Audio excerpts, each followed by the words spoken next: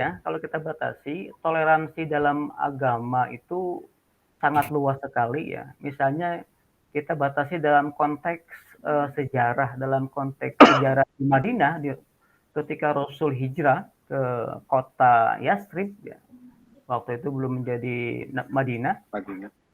Rasul hijrah itu kan tahun 622 Masehi ya. 1 tahun kemudian itu terjadi perang Badar. Dan 623 itu terjadi perang Badar, jadi setahun setelah hijrah. Nah, perang Badar ini luar biasa.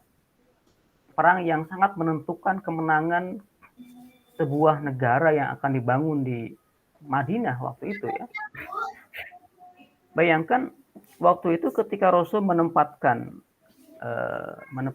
sebuah pasukan, ya, menempatkan sebuah strategi perang, perang Badar, ada sahabat Rasul yang memprotes. Oh, ini berani-beraninya ya kalau kita rakyat kecil memprotes kepala negara, apalagi kepala dunia waktu itu Rasul. Ya. Kata salah seorang sahabat, ya Rasulullah, apakah engkau menempatkan pasukan di sini menurut wahyu atau menurut pikiranmu? Nah, sampai begitu ya, bahasa kitanya begitu. Oh, kata Rasul, ini menurutku. Ya. Oh, kalau gitu ya Rasul, ini kurang tepat. Kurang tepat ya. Pada waktu itu yang bernama Hubab bin Mundir ya, Hubab bin Mundir bin Jamu itu protes, tapi Rasul menerima ya, tidak mendebat lagi karena memang Hubab bin Mundir bin Jamu ini dia tahu persis lokasi itu yang terbaik, menurut dia ya begitu gitu. Tidak boleh menempatkan pasukannya di situ karena nanti akan sangat berisiko gitu ya. Ini penanaman sebuah toleransi ya. Oke, kemudian kalau setahun setelah hijrah perang, 2 tahun setelah Rasul hijrah di Madinah, kemudian Rasul merintis sebuah negara ya. Merintis sebuah negara yang pertama dirintis tentunya memperkuat tali persaudaraan ya. Innamal mu'minuna ikhwatun ya. Memperkuat tali persaudaraan. Dengan cara apa? Ya, dengan cara mempersaudarakan antara kaum muhajirin dengan kaum ansor. Ini pondasi untuk membangun sebuah negara. Nah, 2 tahun setelah hijrah, kemudian dalam rangka untuk membangun sebuah negara juga Rasul membuat yang namanya Undang-Undang Piagam Madinah. Ya. Madinah Charter ya, atau Piagam Madinah. Salah satu di Piagam Madinah ini kalau kita baca ya pada pasal ke-25 itu terkait dengan pasal-pasal toleransi. Bagaimana Muslim itu ya, dalam hal ini adalah kaum muhajirin dan ansor bisa berdampingan hidup dengan kaum Yahudi, dengan suku-suku Aus dan Khazraj dan lain sebagainya. Nah, di sini terbukti bahwa agama dalam konteks membangun negara yang dicontohkan oleh Rasul di Madinah 2 tahun setelah hijrah itu menempatkan poin penting agar orang-orang Muslim bisa berdampingan hidup dengan non-Muslim. Ini konkret ya, teladan yang baik ya, uswatun hasanah ya. Laqad kana lakum fi Rasulillahi uswatun hasanah ya. Tafsir modern misalnya tafsir Al-Muyassar mengartikan al-uswah di sini Rasul bisa dijadikan panutan ya, bisa dijadikan panutan ya. Atau penafsiran seterusnya dalam tafsir Al-Muyassar bahwa segala perkataan, perbuatan dan tindak tanduk seorang rasul dan penetapan seorang rasul itu bisa dijadikan sebagai uswah. Tapi kemudian dibatasi oleh Al-Qurtubi ya, oleh Imam Al-Qurtubi ya, penafsir abad ke-13 dalam tafsirnya Al-Qurtubi jilid ke-14 bahwa ketika masalah contoh masuk ke dalam kategori agama maka itu hukumnya wajib untuk dicontoh.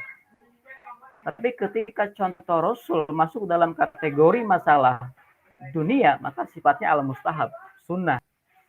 Ya, sunnah ya. Contoh misalnya kalau kita memahami dalam konteks tauladan Rasul ya, ternyata itu bisa dibincang lagi ya, bisa dianalisis oleh Imam Al-Qarafi misalnya, atau oleh jangan jauh-jauh lah, oleh Syekh Mahmud Salatut misalnya, bahwa Rasul itu bisa dicontoh dalam konteks yang syariatnya.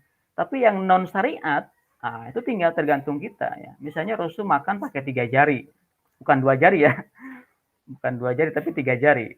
Rasul makan pakai 3 jari, ya. Kalau kita contoh dalam konteks keindonesiaan, ini justru ya, kontraproduktif dengan efisiensi, kontraproduktif dengan kondisi geografis masyarakat. Rasul di sana misalnya makan roti, makan kurma, makan gandum begitu, tapi kemudian dalam konteks keindonesiaan kita memakan nasi. Apalagi kita makan pakai sayur sop misalnya, yang tidak bisa memakai 3 jari gitu ya. Ini tentu kurang efisien gitu ya. Maka oleh Syekh Mahmud Salatut dibedakan mana Rasul sebagai pribadi, mana Rasul sebagai seorang Rasul. Itu ke arah sana. Ini artinya bahwa ketika ada saudara kita yang mempraktekkan cara hidup Rasul, termasuk cara makannya, cara minumnya, cara berjalan, cara berpakaian, ya oke, silakan saja, meskipun tidak masuk kepada dalam masalah hukum. Ya. Itu hanya masalah Rasul sebagai seorang pribadi. Tapi kalau Rasul sebagai seorang Rasul, ya itu yang wajib kita tiru. Ini menurut Imam Al-Qurtubi ya dalam tafsirnya. Nah, begitu juga Rasul mempraktekkan saling hormat menghormati antara Muslim dengan non-Muslim di Madinah. Karena kalau tidak ada hormat menghormati, umat Muslim tidak bisa hidup berdampingan dengan non Muslim, justru Rasul tidak akan bisa membangun sebuah negara seperti yang dianalisis oleh pakar ekonomi Islam ya, oleh Dr. Safi Antonio dalam bukunya Muhammad Sallallahu Alaihi Wasallam Super Leader and Super Manager. Barangkali Bung, itu Bung. Filsafat ya, mungkin juga nanti bisa berkorelasi dengan budaya. Ya. Kalau berangkat dari karena diskusi kita tentang apakah Islam itu agama toleran, ya. Tentu ya secara normatif ya kan, kalau kita bicara normatif secara ideal ya tidak bisa terbantahkan ya, karena tadi Kang Asep juga membahas tentang bagaimana proklaim ya, proklamasi dari ayat sendiri tentang ya lakum dinukum waliyadin ya, la ikraha fiddin dan sebagainya. Itu menunjukkan bagaimana ya Islam sudah membaca tanda-tanda zaman ke depan, visioner ya, sudah melangkah jauh sebelum masyarakat Barat menggelorakan tentang human rights atau humanisme ya, Declaration of Independence ya. Kalau di Amerika itu Thomas Jefferson ya, itu menggelorakan tentang penghargaan tentang martabat, dignity ya. Nabi juga sudah jauh-jauh hari bicara tentang ya, jangan kau tumpahkan darah ya kan, martabat ya, kemudian nyawa ya, harta itu harus dilindungi gitu. Artinya sebenarnya ya kan dalam perspektif modern sebenarnya itulah yang oleh Nabi disebut kalau istilah sekarang sebagai humanisme religius sebenarnya. Cuma problemnya kan istilah ini kan ya mungkin kita tidak terbiasa untuk menafsirkan dengan istilah-istilah modern ya. Itu juga saya kira kendala mengapa misalnya kalau kita lihat pemikiran Iqbal tidak begitu bergaul, itu bisa dipertahankan. Saya kira itu bagian dari mungkin tadi Kang Asep mengatakan Islam itu sesuai dengan perkembangan zaman ya sampai kapanpun gitu. Padahal secara historis Nabi selesai di Madinah kan gitu ya. Tapi ternyata juga diinspirasi bahwa Al-Quran itu sesuai dengan perkembangan zaman gitu. Ya, itu kan gambaran bagaimana tradisi ijtihad itu menjadi kata kunci. Hingga saya teringat dengan pembacaan Iqbal, bagaimana dia mengapresiasi perkembangan sains modern di Barat. Dia sampai menulis, mari kita yang generasi Muslim, coba kita simak, kita perhatikan, kita kontrol, kita awasi sambil kita juga belajar sampai sejauh mana perkembangan sains modern di Barat. Kalau bila perlu kita juga, kalau yang baik kita ambil, sambil juga dengan kritis kita melakukan koreksi gitu. Artinya Iqbal meyakini bahwa perkembangan sains apapun yang ada di Barat itu juga adalah the continuity, kemajuan dari yang dicapai oleh peradaban Islam di Spanyol sebenarnya, Andalusia. Artinya konteks bahwa Islam secara normatif, Nabi mengatakan pentingnya penegakan humanisme, ya, menghargai harkat manusia, itu juga dipertajam dengan revolusi moral, ya, dengan bahwa Nabi itu menyempurnakan akhlak, itu menunjukkan bahwa masalah moralitas menjadi kata kunci sebenarnya. Kalau mau kita dekonstruksi, sebenarnya bukan fikih di situ yang menjadi kata kunci, karena the fruit of religion, ya, buah agama itu yang sangat lebih bersifat universal itu moralitas, ya. Berapa hal mungkin Kang Jalal pernah menyebut dahulukan akhlak daripada fikih gitu. Cuman kan orang sudah emosi dulu, dianggap fikih tidak penting. Sebenarnya tidak, ini sekedar kontekstualisasi bahwa kita krisis masalah moralitas gitu loh. Bahkan lebih dalam lagi, kita krisis dalam hal kajian etika, karena kita selalu menyederhanakan moral itu hal akhlak gitu. Padahal itu produk. Proses untuk bermoral itu sebenarnya masalah-masalah filosofis, karena itu cabang filsafat sebenarnya. Itu juga yang di kita absen gitu ya di pendidikan kita, dan itu berat. Kalau kita baca bukunya Kisberten itu kan kajian etika itu, ya, untuk orang nanti punya buah toleransi itu kompleks ternyata. Bicara tentang hati nurani, tentang kebebasan kebebasan dari, kebebasan fisik, kebebasan untuk menentukan secara eksistensial. Terus bicara tentang freedom, bicara tentang keadilan, itu bidang-bidang moral ternyata. Practical filosofi sebenarnya. Itu kajian filsafat praktis sebenarnya.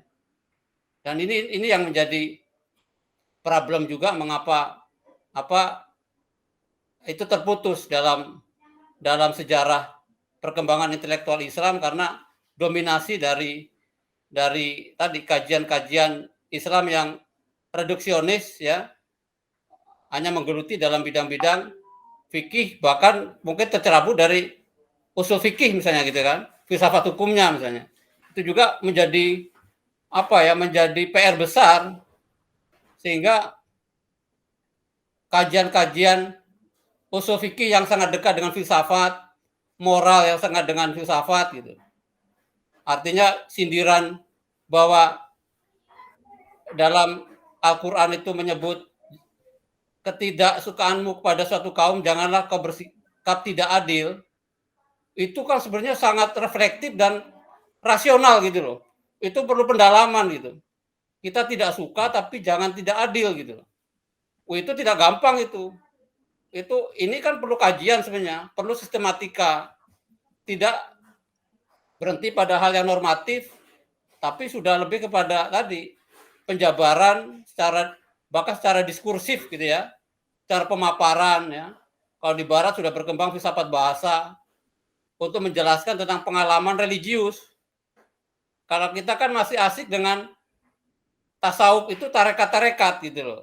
Pengalaman sebagai subjektif, pengalaman subjek. Itu memang itu yang disebut dzauq oleh Al-Ghazali. Tapi di Barat William James sudah berangkat sampai ke tataran membahasakan pengalaman pengetahuan tentang Tuhan itu. Dia sudah pada konteks akademis ya, pada konteks rasional gitu. Jadi nanti untuk pembedaan akademis dibedakan pengalaman sebagai pengalaman pribadi yang tidak bisa ditransformasikan. Pengalaman Kang Asep, Kang Iip tidak mungkin bisa di copy paste ke saya karena itu unik dan zauq itu ya khas milik kita masing-masing, tergantung kualitas iman. Tapi membahasakan itu ada apa rasionalitasnya, sehingga ada kajian ilmiah tentang mistik, tentang tasawuf gitu, tentang pengalaman. Nah, lagi-lagi dari aspek yang normatif tadi akhirnya digiring ke aspek akademis, aspek rasional ya, aspek historis gitu. Dan itu yang juga kita akhirnya kehilangan jangkar untuk memetakan. Sehingga kalau meminjam Profesor Amin Abdullah itu kan ada 3 kecenderungan orang untuk menghayati pengalaman beragama, religiositas. Yang pertama itu pengalaman beragama yang bersifat subjektif, normatif, cenderung dia eksklusif, ya, cenderung dia pada kacamata komunitasnya gitu loh. Ya, artinya kalau kita meminjam Immanuel Kant ya, itu kan hakikat agama yang sesungguhnya sebenarnya tidak pernah tersentuh karena itu di dunia nomena gitu. Yang kita hayati adalah beragama yang historis sebenarnya. Yang selama ini kita yakini kalau ya dalam menggunakan Kant tadi dalam beberapa hal itu membantu. Sebenarnya penghayatan Islam yang kita anggap paling benar itu pada tingkat mungkin mazhab tertentu. Bukan yang kalau bahasanya Jerman itu das Ding an sich. Bukan Islam in itself. Karena itu bersifat nominal dan itu hanya Allah yang absolut yang tahu kebenaran. Gitu. Akhirnya kita ribut dengan yang K kecil gitu loh. Karena tergantung siapa nih klaim kebenaran itu, NU atau Muhammadiyah gitu. Sunni, Syiah gitu. Akhirnya yang terjadi kontestasi itu. Disitulah masuk kepentingan politik, ideologi gitu. Akhirnya diglorifikasi seolah itu yang diingini Tuhan gitu loh. Itu kan sebenarnya nafsu kita gitu loh. Tapi belajar dari Kant sebenarnya kita belajar untuk rendah hati gitu loh sebenarnya. Kant itu seorang pendeta loh. Dia percaya dengan Tuhan, tapi mengapa dia sangat sangat skeptis bahwa kita tidak bisa menjangkau pengetahuan tentang Tuhan. Karena akal kita terbatas gitu loh. Jangan GR deh gitu loh. Kita seolah sudah merengkuh kebenaran Tuhan gitu loh. Ya, kita yang kecil-kecil saja deh gitu loh. Sains ya, yang bermanfaat buat kehidupan saja lah praktis-praktis. Itu udah ibadah gitu loh. Jangan yang merengkuh seolah dengan takbirnya dia mengkerengkuh kebenaran yang lain kafir gitu kan. Itu mengerikan gitu loh. Karena sebenarnya nah itu yang terjadi mungkin kalau kita lihat kasus di mana Kalimantan Barat itu begitu. Gimana itu melihatnya Pak Awasi? Bagaimana Kang? Ketika takbir tadi loh, ketika dia seolah-olah merengkuh kebenaran dan menganggap yang lainnya adalah salah, betul. Di luar dia itu bagaimana tuh? Nah ini kasusnya yang tadi. Problemnya kan itu kan dibaca dan dimaknai oleh masyarakat yang juga sebenarnya punya problem literasi gitu loh, problem penghayatan gitu loh. Jadi masyarakat juga ya secara mayoritas masih beragama yang kalau Yudi Latif menyebutnya bukan memeluk agama tapi dipeluk agama gitu loh. Artinya jadi fanatisme kelompok sebenarnya. Itu ya. Jadi subjektivitas giroh emosi keberagamaan itu ya dalam konteks tertentu positif, tapi ketika punya implikasi untuk tidak toleran itu pada saat yang sama sebenarnya menghancurkan Islam itu sendiri. Ya itu Kang. Mantap. Nah ini kan menjadi problem pentingnya umat beragama yang rasional, kritis, dan itu berarti itulah Pak Amin Abdullah menyarankan pentingnya juga tidak semata-mata beragama secara subjektif, manisnya iman tetap pengalaman sebagai beragama secara subjektif penting, tapi ketika itu tertutup, itu akan melihat yang berbeda, itu dia pasang kuda-kuda gitu loh. Ya, Karena iya, dia asik dengan dunia kelompoknya gitu loh. Padahal seharusnya kan semangat untuk apa istilahnya, untuk tabayun ya kan, untuk menggali tradisi lain, bahkan mungkin agama lain pun kita bisa empati gitu loh, tanpa harus mencampur adukan ajaran agama kan gitu. Ya, Kang Iip kan saya kira pengalaman lah untuk kita jadi bisa mengerti orang lain yang beragama lain itu juga sudah bersyukur dia sedang mencari Tuhan. Kok masih direcokin gitu loh. Nanti kalau tidak Tuhan disalahkan lagi, komunis lagi, kan ini aduh ya. Dia masih mencari Tuhan terlepas secara doktrin mungkin kita berbeda, tapi dia sedang rindu loh, dia sedang berdoa. Jadi saya agak sedikit, artinya tradisi Nabi sudah mencontohkan, ya konon Nabi itu pernah berkuda ya, apa rombongan, kemudian derap kuda itu oleh Nabi disuruh perlahan. Kenapa? Sedang ada di depannya itu ada orang Nasrani yang sedang berdoa. Takut mengganggu, bayangkan itu. Kepekaan untuk coba. Ini kan apa ini mitos gitu kan? Saya kira tidak gitu loh. Nabi cukup rasional gitu loh. Karena ayat sudah mendukung tadi lakum dukung waliyadin gitu. Bahkan kalau bicara historis sejarah agama, benang merah setiap agama ada benang merah gitu loh. Kalau bicara filsafat perennial, ada kerinduan manusia untuk mencari yang satu kan gitu kan. Cuman dengan mengungkapkan yang berbeda-beda gitu loh. Allah, Eloh, Allah ya kan. Itu saja ya kalau bicara saya pernah dapat filsafat ketuhanan itu kata Allah saja sebenarnya sudah ada sebelum Nabi Muhammad ada itu. Karena sejarah Arab itu menyebut Tuhan yang tertinggi itu konon Allah gitu loh. Cuman kesalahannya dia mengallahkan ilah gitu kan. Itulah mungkin Nabi meluruskan gitu. Tapi Tuhan yang tertinggi itu Allah gitu loh. Dan itu kata itu bukan muncul pada masa Nabi Muhammad saja. Tapi nenek moyang mereka sudah mengenal kata Allah gitu, itu menyebut yang tertinggi gitu loh. Nah itu mungkin dicek Kang Iip lah ya. Cuman itu menarik gitu loh. Ya kalau Gus Dur agak sedikit jengkel kan, yang Assalamualaikum itu kalau di Arab nggak harus orang Islam gitu loh. Ya kan? Karena itu sudah tradisi. Selamat itu kan, selamat memberikan selamat kepada orang. Di kita seolah kalau Assalamualaikum berarti Islami gitu kan. Ini kan menjadi problem. Padahal bisa juga untuk alat politik Islam itu, kata salam itu kan gitu. Itu menjadi profan sebenarnya. Di kita jadi sakral gitu. Jadi terjadi split antara apa mana yang substansi ya, mana yang sebagai identitas gitu. Dan itu adalah problem-problem apa ya, tidak lagi problem teologis. Itu sudah bicara problem filosofis sebenarnya. Penggugatan itu lebih kepada problem apa filosofis, menggugat tentang tadi penghakiman ya, truth claim ya kan, klaim kebenaran. Tapi kan orang selalu menggiring, Anda berarti tidak percaya dengan Islam ya? Tidak, yang kita kritik tafsir Anda tentang Islam. Kalau Islam itu absolut, tapi tafsir itu dipengaruhi oleh latar belakang pendidikan, ideologi, komunal kelompoknya, siapa yang mendanai, ya kan?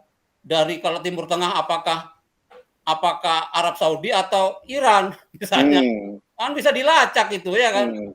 Fanatisme dia ini murni ghiro Islam dari Tuhan Allah atau sebenarnya suatu yang bersifat semu, cuman ya dia karena keterbatasan apa kognisi ya, keterbatasan melihat Islam yang menyejarah, dianggap inilah yang diinginkan Tuhan gitu loh. Jadi apa memaksakan dengan mengatasnamakan itu kehendak Tuhan gitu kan. Itu kan yang terjadi kan seperti itu. Jadi pembajakan ya terhadap nama-nama suci Tuhan gitu. Karena itulah yang paling gampang ketika sudah pada tataran sudah tersudutkan ya, tidak bisa lagi melawan ya, tidak bisa lagi apa berdialog ya. Sehingga kalau dengan jernih kita melihat perkembangan peradaban Barat, tidak harus ditanggapi dengan emosional gitu loh. Karena sebenarnya ada sisi-sisi dari peradaban Barat yang sebenarnya itu kelanjutan dari peradaban Islam gitu loh. Karena Barat sendiri dulu abad ke-8.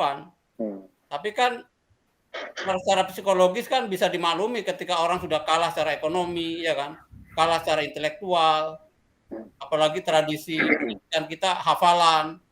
Yang paling enak adalah sumpah serapah atau tadi kan melakukan suatu tindakan yang reaktif. Iya. Atau mungkin yang bersifat ekstrim. Meskipun kata radikal sebenarnya kurang tepat gitu, karena dalam filsafat redik itu lebih bagus sebenarnya, mencari akar. Cuman itu ya, jadi mungkin ekstrim ya, beragama secara ekstrim. Ekstrim. Tapi jadi kata radikal jadi rancu sebenarnya, radikalisme itu. Ya, karena ya dalam filsafat itu positif gitu, mencari akar, ya, berarti mencari substansi gitu. Nah disitulah Prof. Amin Abdullah itu menyarankan orang harus belajar tentang yang bersifat historis, yaitu beragama secara objektif. Di situ dibutuhkan tadi Kang Asep bicara tentang pentingnya antropologi, sosiologi, atau fenomenologi ya, fenomenologi agama. Jadi membaca gejala agama yang manusiawi, karena toh Allah tidak langsung turun di bumi gitu loh. Jadi dia pasti dibatasi oleh ruang dan waktu, oleh nilai-nilai lokal gitu, ada lokalitas.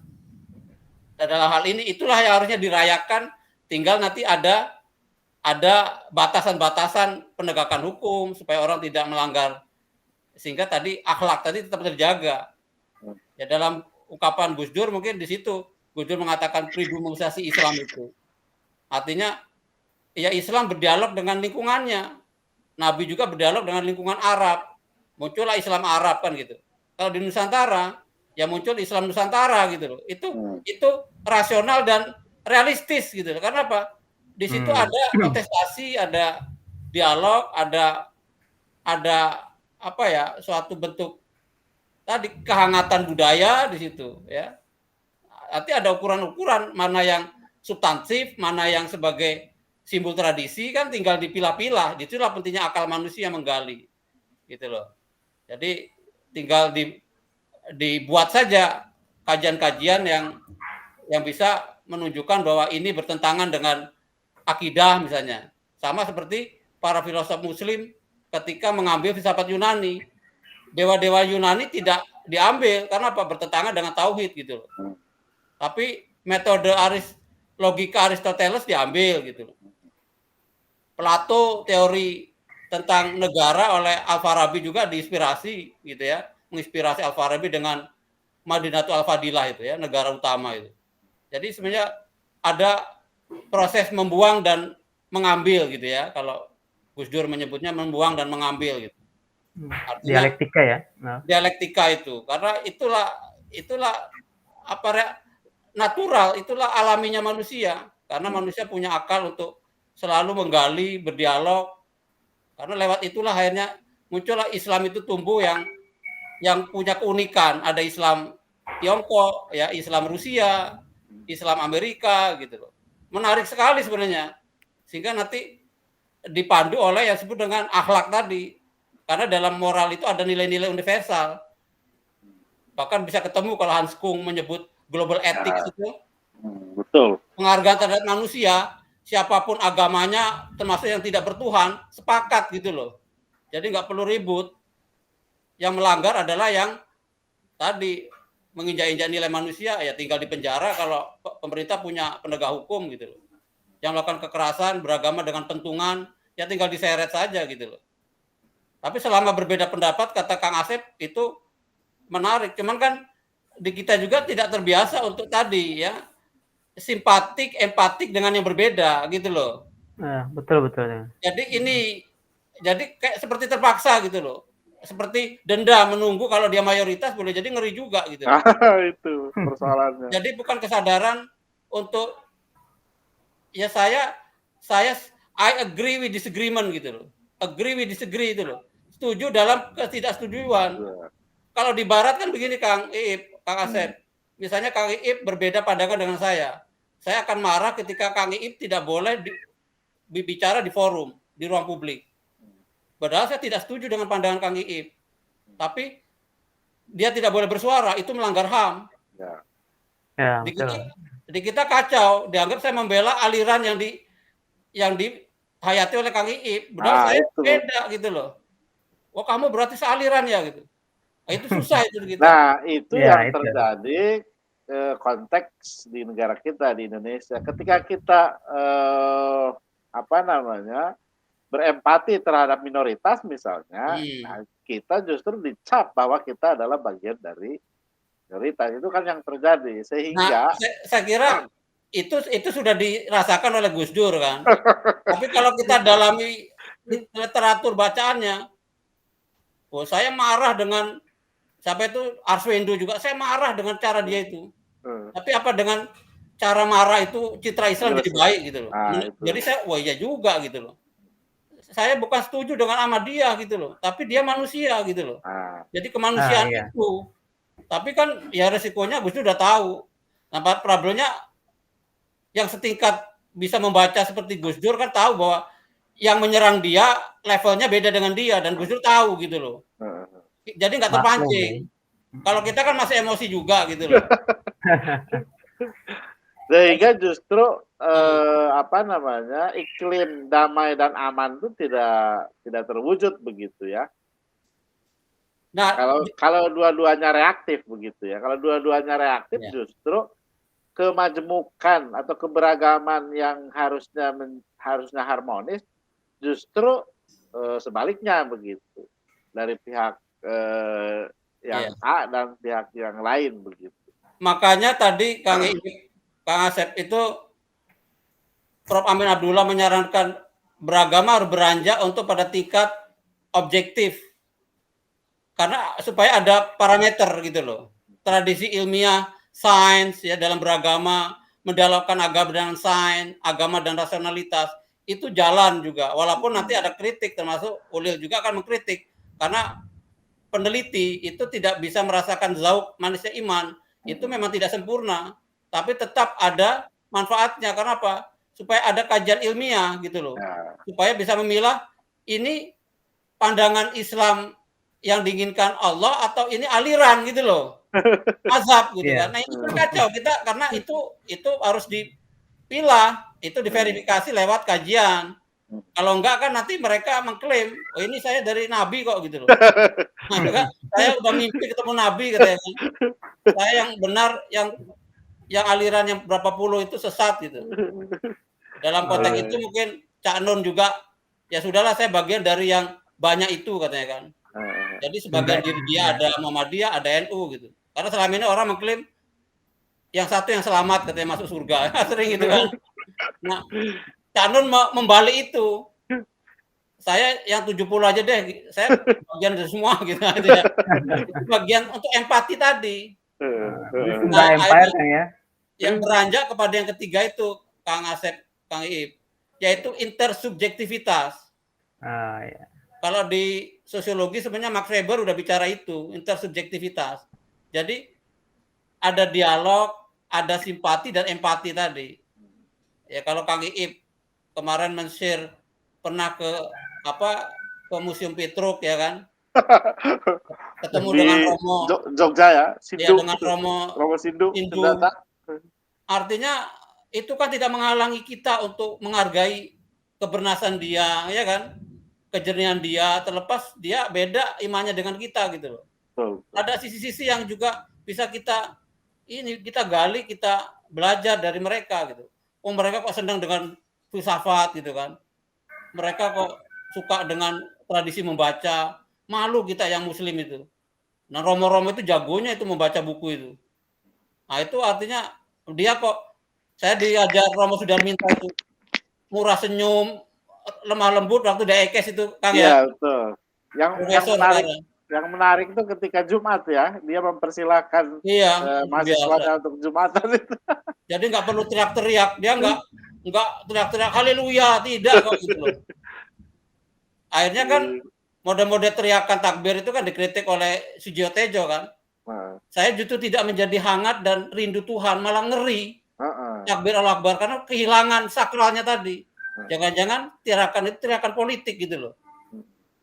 Karena itu bisa terasa bagi orang yang jernih. Ini sebenarnya bukan teriakan yang diajarkan Nabi gitu. Nabi, ya. Bagaimana gitu? Ya karena tadi bisa dilacak sebenarnya.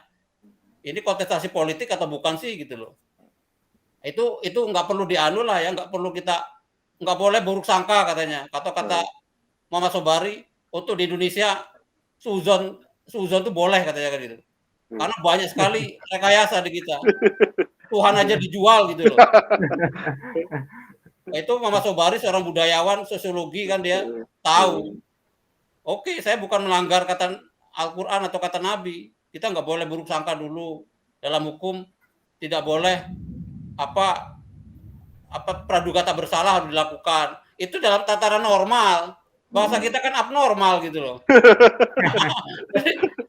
Jadi ketika yang ngomong Mama Sobari, karena dia bukan orang yang ambisi politik atau apa, saya sepakat karena dia itu suara hati gitu loh.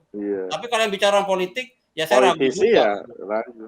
Kalau dia mengkritik siapapun, saya setuju karena dia sepertinya tidak ada kepentingan. Dia pentingannya nilai-nilai gitu. Nah tadi ya intersubjektivitas itu. Dan itu bisa terjadi ketika ada dialog, ada apa ya, dialektika, ada komunitas yang menyatukan. Ya Kang Iip kan sampai ke Utan Kayu, kemana ya kan? Itu kan pencarian itu. Journey ya, journey. Karena kalau dari kampus kita nggak dapat apa-apa. Betul. Kita dididik untuk monolitik dan linier gitu loh. Sampai bakri uwut. Iya. Dan yang ini Kang, ini terakhir. Saya sampai ya tadi lah, ini yang artinya yang saya tidak bisa juga apa ya, tidak bisa memberikan pencerahan bagaimana di WA group segala macam.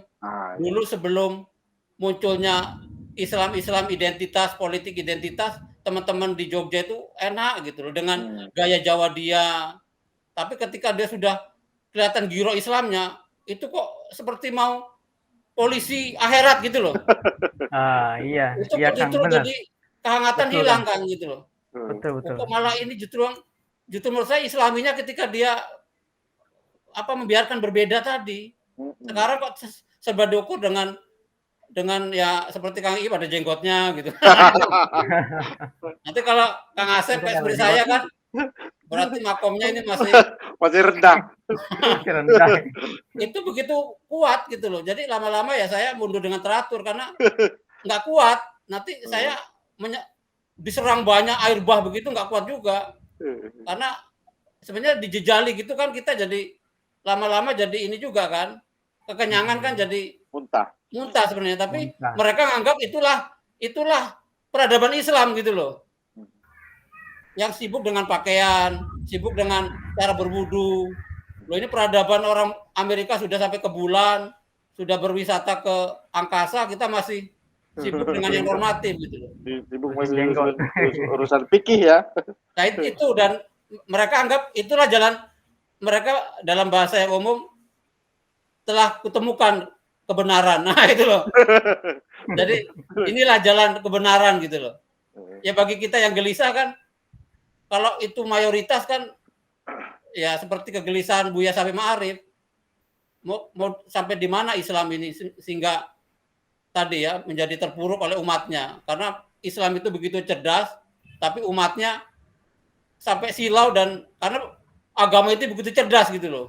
Sedangkan umatnya nggak bisa menjangkau itu. Karena ini salah tempat gitu loh. Nabi itu memberi Al-Quran kepada umat Islam itu salah itu. Karena apa?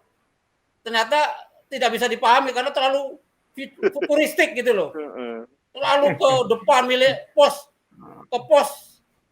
modern gitu loh. Menara Gading ya. Sudah terlalu kencang ya larinya. Iya, dia sudah melampaui zamannya. Sedangkan umat masih bicara Nabi sedang berkendara onta gitu loh. Ini kan mengerikan sebenarnya. Tapi di tangan dia menggenggam smartphone terbaru, ya kan? Tapi state of mind dia, cara berpikir dia masih, ya kalau bahasanya Arkon kan tadi kan bahasanya Said Farid Alatas itu ya, yang dari Malaysia itu, ada benak terbelenggu.